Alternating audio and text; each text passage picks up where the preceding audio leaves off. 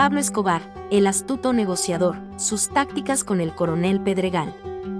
Fanáticos de la historia, el suspenso y la estrategia. Hoy nos sumergimos en la mente del infame Pablo Escobar y sus tácticas de negociación.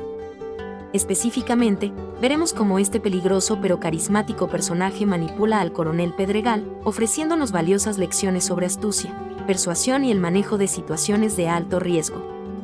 Pablo Escobar, el patrón del mal, no logró amasar una de las fortunas más grandes del mundo y dominar el narcotráfico en Colombia solo con violencia. Su éxito también radicaba en su ingenio y su capacidad para manejar a todo tipo de personajes, desde altos funcionarios hasta los sicarios más sanguinarios.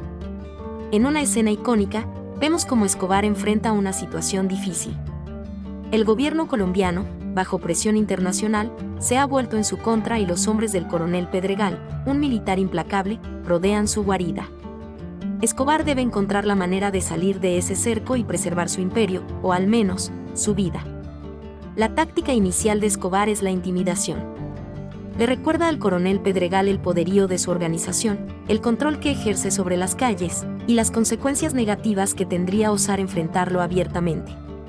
Sin embargo, Pedregal, un hombre que parece inmune a las amenazas, no se deja impresionar. Es aquí cuando el patrón del mal revela su verdadera arma, la persuasión cargada de beneficios ocultos. Escobar cambia de táctica, abandona momentáneamente su tono amenazante y empieza a pintar un futuro prometedor para el coronel. Le ofrece un trato casi irresistible, inmensas riquezas, poder, un nivel de influencia jamás imaginado para un servidor público. Analicemos las sutilezas de esta oferta. Escobar sabe que todo el mundo tiene un precio, y que pocos se resisten a la combinación de fortuna y estatus.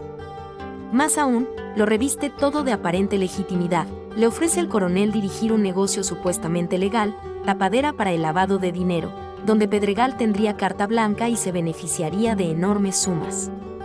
El coronel, aunque duda al principio, comienza a considerar seriamente la proposición.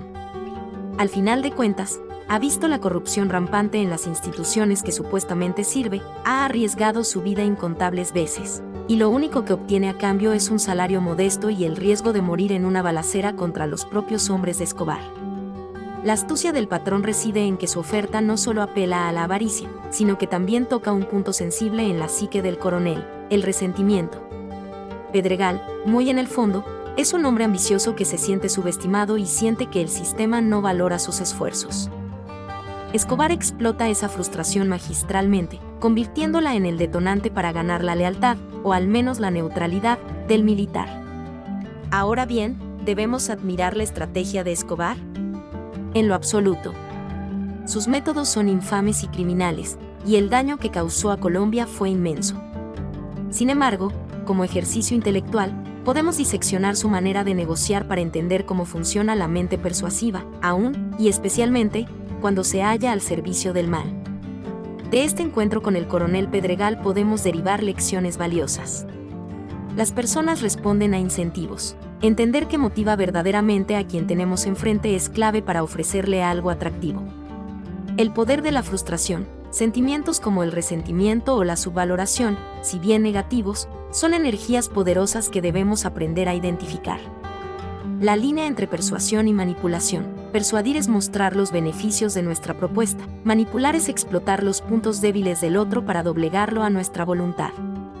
¿Estás listo para aprender más secretos de negociación y analizar las escenas y personajes más fascinantes del cine y la televisión? Suscríbete a nuestro canal para explorar la mente de capos, detectives y maestros manipuladores.